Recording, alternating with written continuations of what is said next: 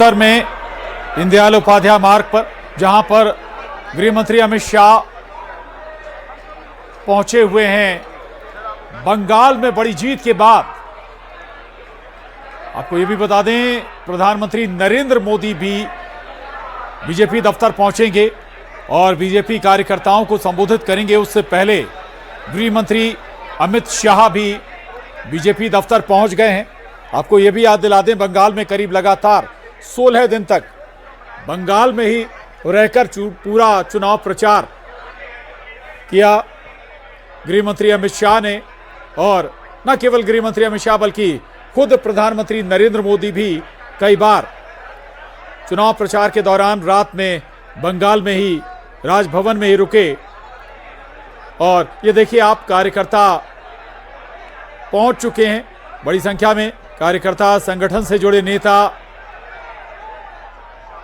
Party दफ्तर पहुंच चुके हैं। गृह मंत्री अमित शाह भी पहुंचे हुए हैं। बीजेपी के सबसे बड़ी रणनीतिकार के तौर पर गृह मंत्री अमित शाह। और कहा यह जाता है कि जब 2014 में उत्तर प्रदेश का प्रभारी गृह मंत्री अमित शाह को बनाया गया था, तभी से बंगाल पर कैसे आगे बढ़ना है इस पर चर्चा शुरू हो गई थी। और अमित शाह तभी से लगातार बंगाल पर फोकस कर रहे थे। और आज नतीजा सामने, 2014 से 2026 12 साल का, ये 12 साल की मेहनत बीजेपी की, मार्गदर्शन प्राप्त होगा, ऊर्जा अमित शाह की रणनीति और नतीजा 200 पार बंगाल। तो गृह मंत्री अमित शाह पहुंच चुके हैं बीजेपी दफ्तर। और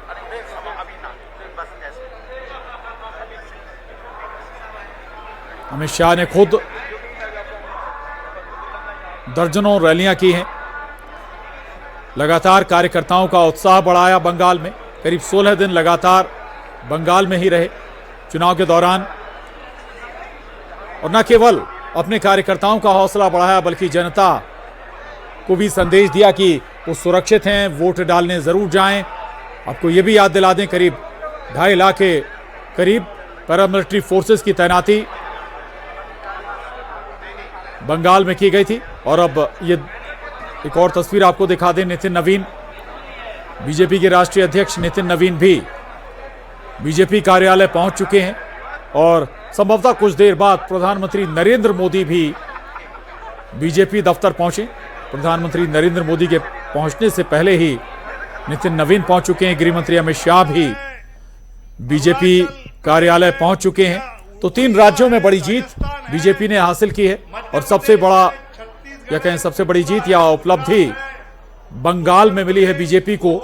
लंबे समय से बंगाल में बीजेपी मेहनत कर रही थी और आखिरकार अब उसके नतीजे सामने आए हैं। 200 से ज्यादा सीट जीतकर बीजेपी बंगाल में सत्ता में आ रही है। और उत्साह है बीजेपी कार्यकर्ताओं में जबरदस्त। कुछ ही देर में प्रधानमंत्री नरेंद्र मोदी भी बीजेपी कार्यालय पहुंचेंगे।